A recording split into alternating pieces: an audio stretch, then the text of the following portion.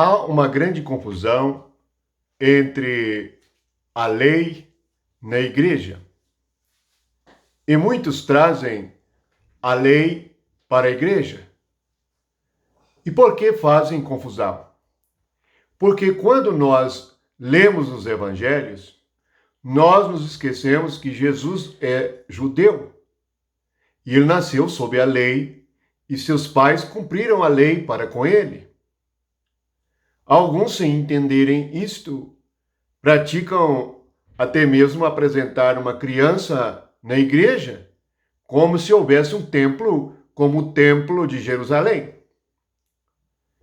Mas como nós vamos compreender a diferença? No livro de Hebreus, capítulo 10, no versículo 1, está escrito assim: Ora, visto que a lei tem sombra dos bens vindouros, não a imagem real das coisas.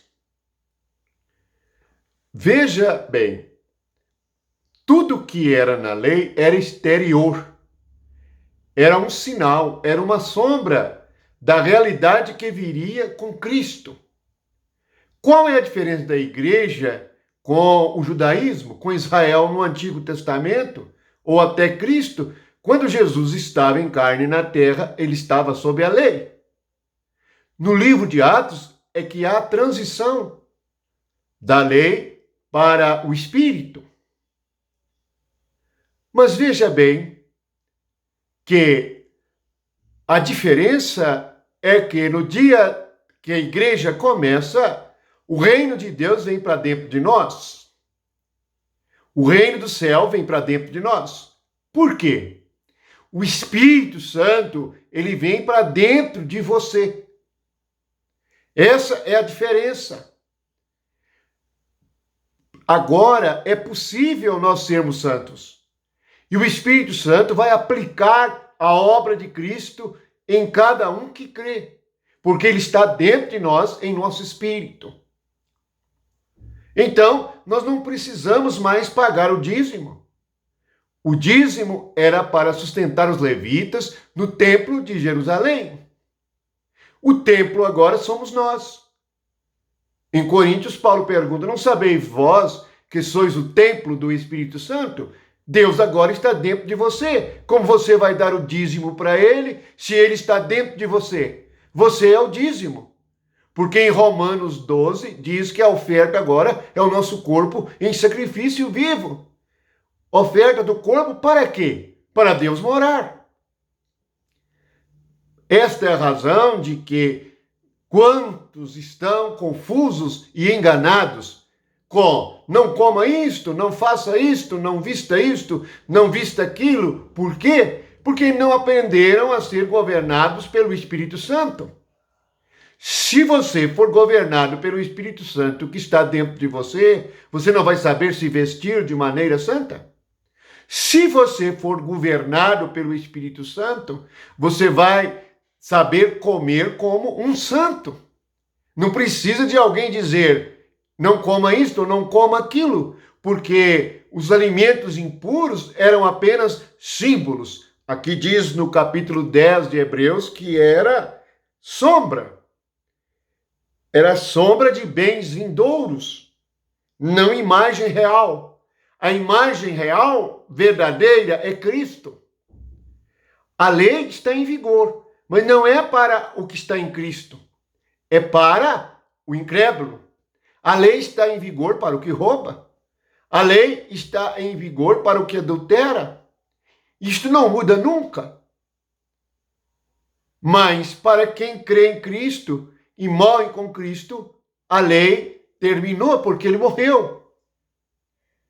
Romanos 6. Não sabeis vós que todos vós que fostes batizados em Cristo Jesus foram batizados na sua morte? Basta ler as Escrituras. Por isto que no livro de Atos não tem um padrão para a reunião da igreja, nem para dirigir os crentes. Por que não tem padrão? Porque o Espírito Santo está dentro de você, você pode conversar com ele, e ele vai mostrar para você aquilo que agrada a ele ou não.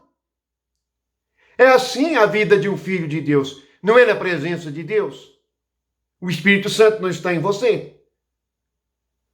Deus não precisa de dinheiro. Deus não precisa de ninguém ensinar a ele ou dar a ele alguma coisa. O que Deus deseja, na verdade, é ser conhecido, adorado e obedecido. Para isto, ele deu o seu filho. Muitos estão tornando Jesus inútil na sua vida espiritual, porque estão andando para trás. Estão vivendo no tempo da lei. Estão vivendo como um judeu. Você não é judeu. Você é igreja. Lá na carta aos Efésios, diz que derrubou a parede de separação entre judeus e gentios. Fez dos dois um só povo. Qual que era a parede de separação? Era o costume, a lei judaica.